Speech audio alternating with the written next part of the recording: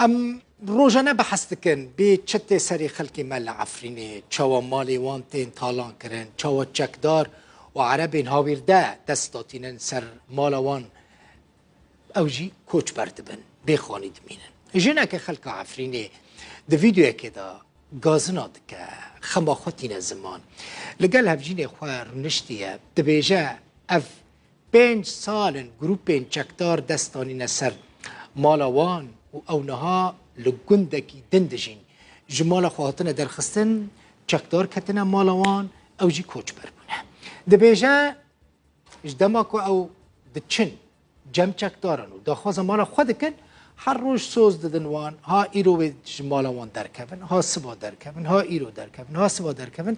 سوز دادن سوز خواب پیک ناینن حتی نه او چکدار و عرب ده مالا و جنا کردنه آسه بونه در ناکبن بنیرن افدایی که کرد چد بیشه از وی گندیمه وی 5 سالن عمل وی گندیمه هم دارن هم که حوشی خواب خوازن ما را دبی هروس با یار تا 5 سال والا امار طالب اختنا رازی بود تم دبی هروس با عمل کو حوشی خواد خوازن تم تعجیل دکش بمارو یار تا بس والا بس اینو ماشی غیری امار تا نکام حوشی خواد خوازن فرمانداره کی جماعت حمزاتان بناو رائد باسل عيسى الشهابي وكا مرتزق چوبو ليبيا لدجي خليفة حفتر شركر بو ده فيديو كده ده خويا كرن كو اوج فرقية حمزاتان جدا بويا قطبويا چما قطبويا دبيجا جبركو حمزاتان لهمبري خلقي بن بيكرنن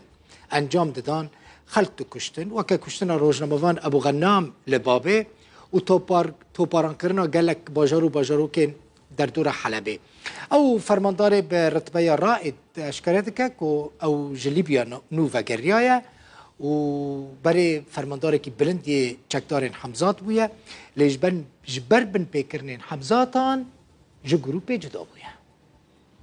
أعلن أنا الرائد باسل عيسى الشهابي از ماجور باسل عيسى الشهابي ما جدابونا خوش فرقية حمزة رادق هينم أوجي بشتيكو من بن بيكاري ديتن كوجا آلية وي فرقية و لنافجة يدبن وكميناك ترور كرنا برادر ما أبو غنوم وهفجيناوي وقل باران كرن وطوب باران كرنا باجار باب كودا أنجام دا جنك وزاروكا كي جانن خواج دزدان